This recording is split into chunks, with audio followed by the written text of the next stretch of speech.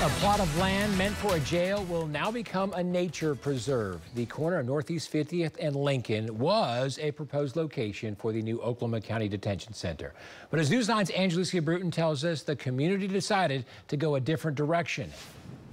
I'll now call this meeting to order. Commissioners of the Land Office discussed the sale of more than 100 acres of land at the corner of Northeast 50th and Lincoln. Mrs. Alva Brockish, you're recognized to present agenda item number 6. A space that was being considered for a new county jail. But a local philanthropic group won the sale of the property at an auction in July. The Kirkpatrick Family Fund Real Estate LLC with a bid of $11.085 million.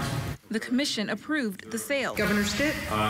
A decision Denevetta Davis sees as a step in the right direction. Neighbors in Northeast OKC have been telling officials a jail is needed, but not in their community. We attended 4 different meetings, so 4 months, over 4 months. County officials recently removed Northeast 50th and Lincoln and Northeast 10th and I-35 from a list of proposed locations. We hear about the pipeline from the schoolhouse to the jailhouse. Douglas High School is right down the street, would have been right down the street from the jail.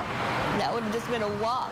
She's looking forward to what the Kirkpatrick Family Fund has planned for the green space. Elizabeth Eichmann with the fund calls this the Red Ridge Project, stemming from original owners of the property. It's a name that has stayed with the property over all of these years. Their goal is to preserve the property and make it a space for the community. We hope that there will be trails. There's interest in some sort of bike trail through the property. The possibilities are endless. So that's exciting.